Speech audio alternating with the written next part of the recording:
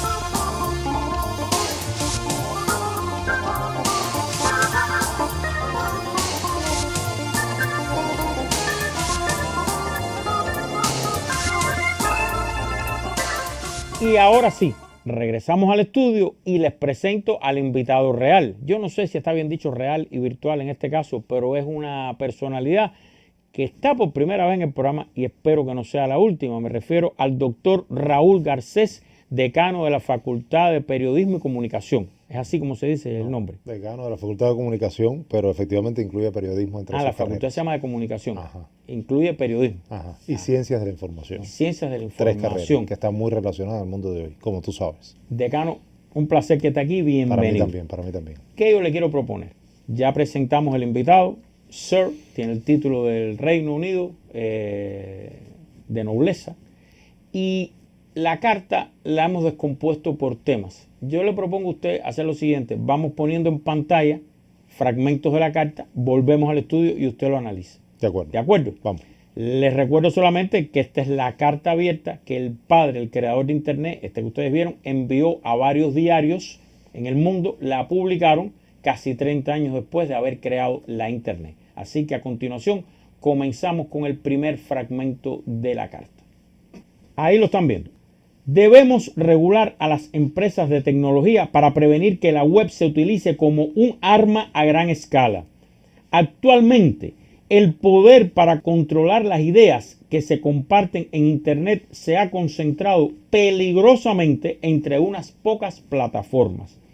La web a la que muchos se conectaron hace años no es lo que nuevos usuarios encontrarán hoy. Lo que una vez fue una amplia selección de blogs y sitios web se ha comprimido bajo el poderoso peso de unas cuantas plataformas dominantes. Hasta aquí este primer fragmento. Decano, de este primer tema, ¿qué nos dice? Yo creo que, Taladrí, estaremos de acuerdo en que se ha producido en Internet un proceso similar de concentración al que se ha producido en el mundo de la comunicación y que tú has descrito, por cierto, muchas veces en algunos de tus análisis, etcétera. Es decir, era iluso esperar que la tecnología no iba a estar inserta en el mismo entorno de mediaciones económicas, políticas, culturales y sociales que caracterizan el mundo de hoy. Hay una larga escuela de la economía política de la comunicación que justamente trata de estudiar los procesos de concentración mediática, los procesos de concentración en el mundo digital que han venido aconteciendo en los últimos años. Beth Batikian, ya que hablas de un inglés, Beth Batikian, que es un profesor inglés que escribió hace mucho tiempo un libro que se llama Los monopolios de los medios, va haciendo una actualización, una edición actualizada de su libro que se llama así, El monopolio de los medios, de Media Monopoly, y de año en año uno puede comprobar cómo la diversidad de las empresas mediáticas que intervienen en la conformación del mundo mediático global se va estrechando. Se va estrechando el margen de las empresas que dominan el mundo de la comunicación. Y, digamos, la edición más reciente habla de 5 o 6 empresas. Lo mismo en el mundo digital. ¿Quién controla las redes sociales? Facebook, Instagram, Twitter. ¿Quién es el buscador mejor posicionado? Google. ¿Quién obtiene las mayores ganancias a partir de búsqueda de información, publicidad y venta también de información privada? Google. Entonces, ese mismo proceso, insisto, se ha venido consolidando también en el mundo de Internet. Ahora, decano, ¿y esto es bueno o es malo? Porque yo pudiera preguntarle, ¿y no es bueno que empresas poderosas que tengan los recursos sean las que manejen esto? ¿Qué tiene esto de malo? ¿Por qué le preocupa al padre de Internet? Yo creo que, y como seguramente compartirán muchas de las personas que nos ven, es mala la concentración. La concentración conspira contra la libertad. ¿Es malo Internet per se? Obviamente no. Es como si tú me preguntaras, ¿es malo un periódico? Obviamente no. Es un difusor de ideas por excelencia. ¿Es malo un canal de televisión? Obviamente no. ¿Es malo que las principales compañías de televisión estén en pocas manos? Usted entra a Columbia Journalism Review, como tú sabes, una de las revistas más importantes de producción de periodismo en Estados Unidos, y entras a una sección que tú puedes encontrar a la derecha de la revista que se llama Who Owns What? ¿Quién domina qué? Y te vas a dar cuenta de que detrás del New York Times, por ejemplo, están, y eso también se ha comentado, están un montón de empresas como Ford, como Singer, como qué sé yo, un montón de empresas que no tienen que ver necesariamente con el negocio mediático, pero sí con el negocio corporativo. Porque como tú sabes, y saben muchas de las personas que nos ven, hay una fusión cada vez mayor entre las empresas que dominan los medios y las empresas que dominan el mundo de los negocios, que condicionan de alguna manera el discurso publicitario y al final condicionan el discurso público. Definitivamente usted no cree que sea bueno, por lo que me está diciendo. La concentración Eso, de mediática que haya no. 5, lo La que dice él en la concentración carta. mediática no. No. Internet sí. Internet yo creo que es un potencial extraordinario para difundir cultura y para acceder al conocimiento en el mundo de hoy. Bueno, él no, porque él es el padre de Internet. Lo que está a parecer criticando, no, a parecer no, abiertamente es la Sí, concentración. Claro. Yo le propongo, si está de acuerdo, que ese que el Dios Corona aquí actúa y no le hagan caso, vamos. el decano es una gente muy Vamos. modesta. Yo soy tu Dice, colega, como no me yo llames sé, decano. como No yo me sé, llames yo no sé, Soy yo tu vengo aquí colega a hace unos aprender de él. cuantos años. Yo vengo a Avanza. aprender de él aquí. Entonces yo le propongo, doctor, vamos a pasar a la segunda parte de la carta, de los fragmentos. Vamos a ver. En años recientes hemos visto desde teorías de conspiración ser tendencia en las redes sociales a cómo cuentas falsas en Facebook y Twitter han avivado las tensiones sociales, hasta el hecho de que agentes externos interfieren en elecciones y los criminales se roban montones de datos personales. Es demasiado fácil para la desinformación el difundirse en la web. Palabras textuales del padre de Internet. Demasiado fácil para la desinformación difundirse en la web. Hay un fenómeno, Taladrí, que se ha venido lamentablemente entronizando en el mundo de hoy, que son las llamadas fake news, es decir, las noticias falsas, que efectivamente tienen una posibilidad extraordinaria de disgregarse. Ahora, si me preguntaras, ¿es la primera vez que asistimos a la fake news? Obviamente no. Nosotros desde la guerra hispano-cubano-americana, incluso desde antes, desde todas aquellas, acuérdate las manipulaciones de William Randolph Hearst y la pelea con Joseph Pulitzer y toda la guerra por el sensacionalismo en lo que se llamó la cuarta generación de prensa de masas. Insisto, incluso desde antes estamos asistiendo a noticias falsas. ¿Cuál es la diferencia? Que la escala y la rapidez de diseminación de esas noticias falsas no tiene antecedentes en el mundo de hoy. En el siglo XIX, por favor, publicar un periódico costaba tiempo. Que se distribuyera costara tiempo, a pesar de todo el desarrollo de la infraestructura de comunicación en los Estados Unidos de la segunda mitad del siglo XIX, costaba tiempo. Pero estamos hablando de que una noticia falsa hoy sobre cualquier tema, como las que se han difundido, noticias que incitan el odio, noticias de naturaleza francamente fascista, etcétera, se diseminan muy rápidamente. Ahora, Sí. hay un tema aquí, doctor, que es el siguiente. Hay quien dice, leí esto en internet. Y por otra parte, yo recuerdo un televidente que me escribió sobre ese tema, otra vez que hablamos aquí de algo parecido, que me decía, ¿qué cosa es leí en internet? Soy yo que me puedo sentar en mi casa, poner una mentira en Facebook y empezar a hacerla correr y corre, se reproduce y nadie lo puede parar. Me escribía ese televidente, recuerdo esa carta. ¿Cómo es ese fenómeno de que alguien se sienta en una casa, pone una mentira abierta, esa mentira se empieza a distribuir, a repetir y bueno, sabe Dios a dónde llega esa mentira? Internet es una autopista de la información, pero que está llena de canales. Y los canales son fuentes que difunden noticias. Y usted tiene que saber cuál es la fuente reputada y cuál es la fuente que puede ser un blog de un loco desde su casa, que efectivamente tiene acceso a Internet, banda ancha suficiente como para potenciar y como para posicionar una determinada información. Y esa información en una sociedad red puede ser socialmente compartida y a una velocidad muy vertiginosa y a escala global muy rápidamente. Y esta frase que usted cree de ella, oye, ¿te enteraste? Lo que dijeron en internet, oye, lo leí en internet, es verdad. Claro, tú lo puedes leer en internet, o tú lo puedes ver en la televisión, o tú lo puedes ver en Pasaje a lo Desconocido, o tú lo puedes ver en un noticiero, o tú lo puedes... Lo que quiero decir es, Sí, pero es que- independientemente del canal, es decir, internet puede tener toda la legitimidad del mundo o no.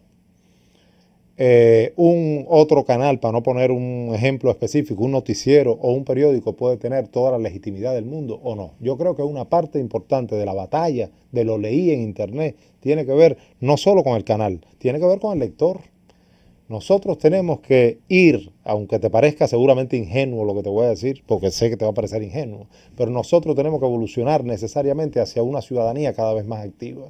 Y nosotros tenemos que evolucionar hacia un tipo de lector que sea capaz de discernir entre algo que es potencialmente falso o que por lo menos su olfato le dice, esto yo no lo voy a creer de primera y pata porque lo leí en internet, y algo que es verdadero y algo que demuestra un contraste de fuentes y algo que demuestra un periodismo de investigación detrás. El periodismo, aun cuando nos vendan que el periodismo va a morir, aun cuando nos vendan que los blogueros van a sustituir al periodismo, yo creo que el periodismo es una producción institucionalizada de comunicación. Y eso implica una lógica de rutina productiva, de construcción de información y de cultura profesional que tiene que construir un tipo de noticia que tenga calidad en su discurso público. Tendríamos que ir a un periodismo cada vez más reputado. Y otra cosa es lo que diga cualquier loco. Usted tiene que distinguir una cosa de la otra, porque en internet se pueden ver muchas cosas. Y en el mundo como tendencia, ¿a dónde vamos? A ese lector, ese usuario que usted acaba de describir, ¿cómo fue que dijo? Más activo. Ajá. Como tendencia Crítico. en el resto del mundo, ¿a dónde se va? Yo sé que usted lo dijo como un deseo para Cuba, para nuestra realidad. No, y Bien, un deseo para el mundo igual. para el mundo, pero como tendencia en países que tienen mucha más interconexión que Cuba, que llevan más años con internet conectándose en redes sociales, etcétera, ¿qué tendencia usted percibe en el mundo? Yo creo que vamos a los dos caminos. Y te lo digo con absoluta sinceridad. No por defender a capa y espada la posición de una recepción crítica, que por cierto tiene un antecedente de los años 70. Valerio Fuenzalida está hablando de una escuela de recepción crítica en Chile. Y hay una larga tradición en América Latina de recepción crítica. Y la UNESCO tiene programas de alfabetización mediática e informacional que son extraordinarias. Ahora también tenemos mucho analfabetismo. Analfabetismo en el 2018 no es no saber leer y escribir, a eso no me refiero, que también tenemos ese analfabetismo. Tenemos el analfabetismo de no tener las competencias y las habilidades esenciales para desempeñarse en la sociedad red. Estar en la sociedad red significa vivir en red, significa entender que tu información puede ser socialmente compartida, significa entender que los procesos económicos y políticos de la sociedad contemporánea ocurren en red. Nosotros tenemos que desterrar el modelo de la memoria flash de fulanita que guardó el informe. Eso tiene que estar en red. Existen procesos de gestión documental en red y hacia allá vamos. Entonces, ¿qué tenemos? ¿Un receptor activo o un receptor analfabeto? Tenemos de los dos, lamentablemente. lo hemos tenido siempre, no solo en el entorno de Internet. Lamentablemente el mundo ha estado lleno de analfabetismos, pero tenemos que evolucionar hacia una comprensión de la sociedad digital y a una sociedad de la información que sea más inteligente y más crítica. Bueno, usted a pie, vamos a continuar con la carta, pero está a entrar otro tema que el padre de Internet menciona en esta carta. Yo estoy dejando para el final una pregunta, se la voy a adelantar para eso, no debía hacerlo porque usted es muy inteligente y se prepara, le doy tiempo de prepararse. Adelántala. Que es por qué usted cree que este hombre escribió esa carta pública casi 30 años después, teniendo todos los reconocimientos del mundo, habido y por haber, pudiendo vivir solamente con lo que logró el grupo que él lideró, logró crear. ¿Por qué hizo esta carta? Pero bien, vamos a dejarlo para el final, ¿le parece? De acuerdo. Al final la respuesta del decano. El tema de la privacidad. Usted lo insinuó en eso, pero vamos a continuar con la carta. Vamos a ver este fragmento. Aunque estas empresas estén al tanto de los problemas que tienen, que han creado ellos mismos y parecen estar trabajando en solucionarlos, la base de todo recae en que fueron creadas para maximizar las ganancias y no para maximizar el bienestar social. Palabras del creador de Internet. ¿Qué me dice esto? Yo creo que son negocios, efectivamente. Es decir, Mark Zuckerberg, el creador de Facebook, en su sano juicio, que además Facebook ha ido a la bolsa y se ha cotizado en la bolsa, etcétera, a nadie que dirija una red social como esta se le ocurriría decir que no hay un negocio detrás. Hay publicidad en Facebook, hay ganancias multimillonarias, también las hay en Twitter, también las hay en Instagram, también las hay en otras redes sociales. ¿De qué vive Google? Cuando tú vas a Google y pones la información que googleas, que buscas, aparentemente es gratis. Lo que pasa es que Google es un buscador que vive de la publicidad y de muchos de los datos que están en venta. Se dice, por ejemplo, que Google se apropia de 583 informaciones personales tuyas de manera mensual. Porque acuérdate que Google no es solamente un buscador, Google es una multiplataforma y tú tienes Gmail. Y generalmente te exigen que tú tengas asociada tu cuenta de Gmail a otros servicios que te ofrece Google, como Google Drive. Si tú eres investigador, tienes Google Scholar y una parte importante de la comunidad académica internacional está articulada en torno a Google Scholar. Y tienes Dropbox para hacer determinados trabajos y cosas que necesites generar en equipo, etcétera. Todas estas plataformas están articuladas y de alguna manera confluyen en las empresas que están detrás, en el negocio que está detrás. ¿Qué usted cree? La estructura del mundo de ¿Qué hoy. usted cree de un comentario que estoy seguro que alguien lo hizo en alguna casa en el país ahora? Cuando usted mencionaba toda esa explicación tan exacta, alguien dice, porque eso pasa mucho, dice, bueno, está bien, pero eso no tiene nada que ver con nosotros. Todas esas cosas que está explicando son cosas de países desarrollados, eso no tiene que ver con nosotros. Eso tiene absolutamente que ver con nosotros y va a tener que ver con nosotros cada día más. Facebook acaba de reconocer que Cuba es el segundo o el tercero, no recuerdo, pero más o menos en esa estadística, país de América Latina que más crecimiento ha tenido en las redes sociales. Pero bueno, eso puede ser también porque había poco. Bueno, cierto, pero hay poco, crece más. Pero hay más. Es una tendencia que se ha dado en América Latina, que es un crecimiento exponencial en poco tiempo. ¿Qué quiero decir? Estados Unidos, por ejemplo, tiene más penetración de Internet que cualquier país de América Latina o del Caribe. Sin embargo, el crecimiento de los países subdesarrollados o en vías de desarrollo, como quieras llamarle, el crecimiento de estos países en los últimos años ha sido exponencialmente mayor que el de los países desarrollados, que tienen una tasa de crecimiento estable aun cuando más penetración, mientras que este crecimiento es exponencial. Lo ves en Cuba, en los 2 últimos años en Cuba ha crecido Internet, la penetración de Internet de una manera formidable. Tenemos más de 4,5 millones de celulares que por supuesto están en manos fundamentalmente de jóvenes, aunque están en manos de cualquiera.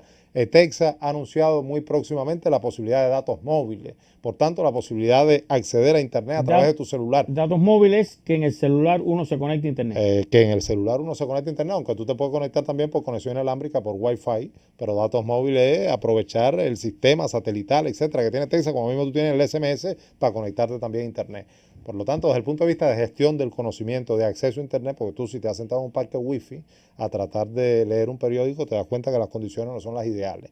Pero cuando estés con tu teléfono, con datos móviles en la sala de tu casa, tratando de acceder a Internet y procesar, hacer un ejercicio de gestión del conocimiento, ahí yo creo que las cosas cambian. Por tanto, vamos a tener un escenario más favorable de conectividad, pero nuestros datos van a estar más expuestos necesariamente, porque nosotros vamos a entrar a Gmail, porque nosotros vamos a entrar a Google Drive, porque nosotros vamos a entrar a Google Scholar y nuestros datos, yo creo que sin ingenuidad, porque tampoco podemos renunciar a que nuestros datos estén... Son las reglas del juego, Taladrí.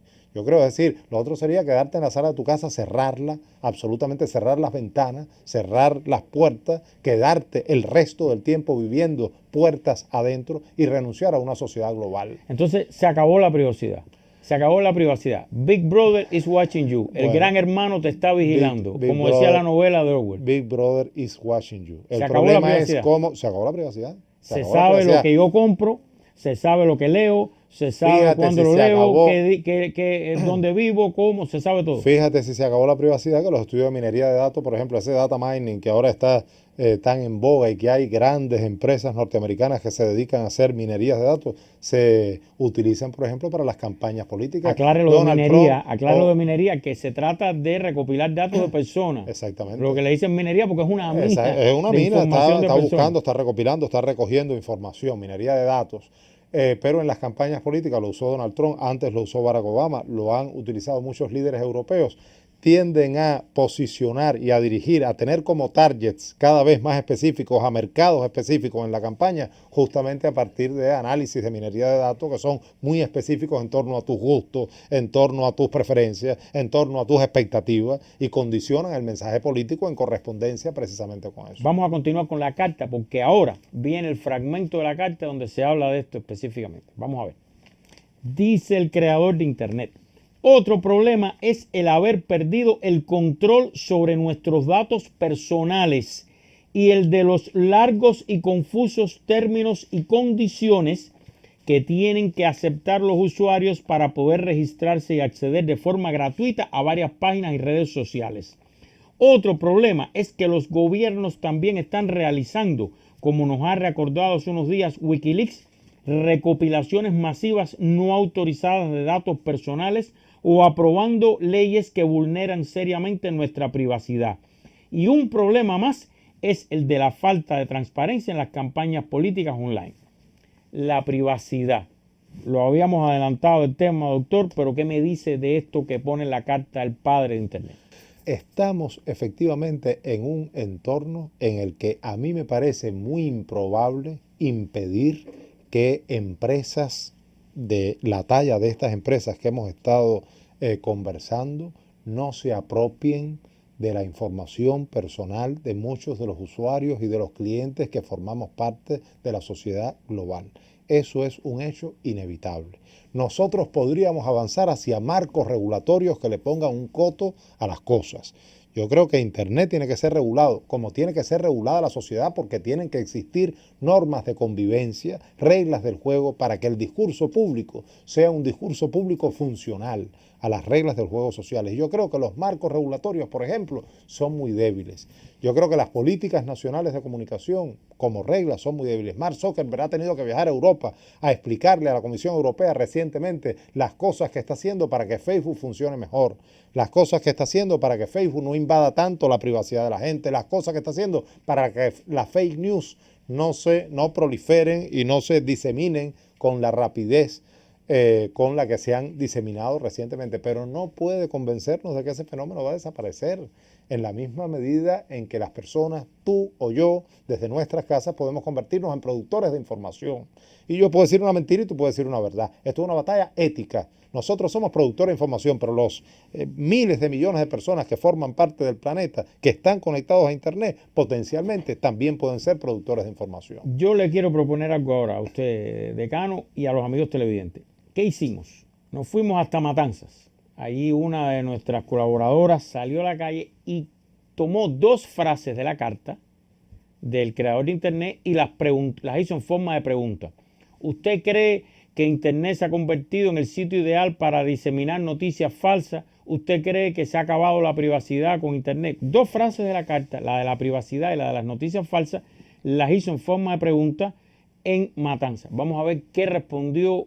En este caso, ¿qué respondieron los matanceros cuando los confrontaron con esta frase sin decirle de quién era? Vamos a ver.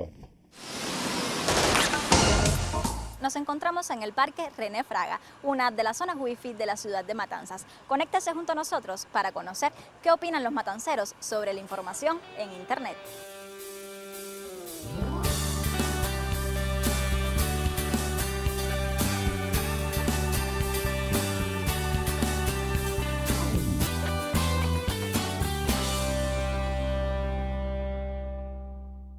¿Qué opinas sobre la siguiente frase? Es demasiado fácil para la desinformación el difundirse en la web. Bueno, cuando no sabemos a qué sitio acceder en internet, realmente puedes terminar estando desinformado. Mucha de la información que podemos encontrar aquí está malversada por distintas personas. A veces voy a internet a buscar la información para trabajar en la escuela. Existen las personas también que plagian los trabajos de internet, que las cosas tuyas me las cojo para mí. Cuando me mandan a un trabajo, yo sí busco información en internet, en Google, y me dan todas las respuestas. Creo que la internet, lejos de causar desinformación, lo que hace es ayudar a la información. Por uno no tener que caminar, buscar un libro, la parte tediosa, no, tengo que leer, tengo que sacar de aquí, sacar de allá, no. Por ahorrarnos un poco más de tiempo y hacernos los más eso, puede que esté mal, puede que no esté bien. No, lo contrario, lo contrario. Bueno, porque te vas informando de todas las cosas buenas, incluso hasta de cosas que uno necesita para la vida. A la vez no es una fuente muy fiable, pero en ella se puede encontrar gran información. La desinformación es parte de la ignorancia. Pienso que sí es un problema el perder el control sobre los datos personales. ¿Por qué? Porque toda esa información que tú vas introduciendo cada día se puede manipular. Cuando uno se crea un perfil de Facebook ya deja su vida privada de existir, ya que todas las personas que se encuentran, por ejemplo, en la red de Facebook, que es en estos momentos la más amplia, publican sus datos, su número de teléfono, su fecha. Yo ahora mismo tengo 17, si yo quiero decir que tengo 50, soy millonaria ya, nadie lo sabe, no hay ninguna forma de comprobarlo. No eres tú, pero puedo ser tú, puedo ser el de al lado, puedo ser cualquiera. El hecho de que la gente ponga demasiada información personal en Facebook, todos sus datos, incluso su número de teléfono, creo que invade un poco nuestra privacidad y la gente no se da cuenta hasta que no le pasa algo. Personalmente el Facebook no me está gustando mucho para las cosas que las personas lo están usando. Personas inescrupulosas suben informaciones falsas y creen cierta desinformación sobre temas bastante delicados. A veces queremos decirle algo a una persona y no tenemos lo suficiente valor y usamos el Facebook para hacer esas cosas. Y ya no eres dueño de tu vida. Lo estás dando a publicar todo y ya no eres dueño de tu vida. Hay que tener mucho cuidado con eso, muy precavido hay que ser.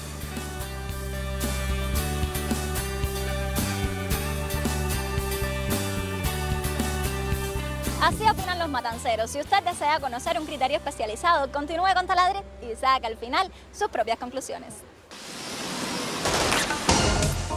Bueno, muchas gracias a Yanet Peña de Matanzas. Fue allí a donde estaba todo el mundo conectado y recogió estas opiniones. ¿Qué le parece, doctor?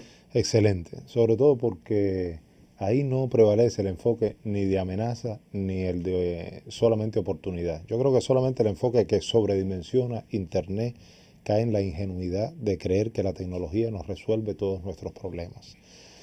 Y al mismo tiempo el enfoque que demoniza Internet cae en otra ingenuidad, de un carácter distinto, que es creer que no puede ser una fuente de cultura. Ese muchacho que dice, a mí me resuelve y me ayuda a encontrar respuestas a las preguntas de la escuela, porque ve Wikipedia, porque ve... Y esa muchacha que dice, pero también se puede utilizar para plagio, se encuentra hoy en el mundo que se plagia muchas cosas de Internet. Volvemos, aquí hay una discusión ética que tenemos que dar. Y nosotros tenemos que preparar a nuestros adolescentes y tenemos que preparar a nuestros jóvenes, pero el problema no es Internet. Usted puede plagiar lo mismo de Internet que de una enciclopedia del siglo XIX. El problema es tener la condición ética que le permita a usted entender que la construcción del conocimiento es algo que nace de usted y que usted tiene que conquistar como parte de su propia relación con el mundo. Lo más fácil es hacer fraude, lo más fácil es plagiar.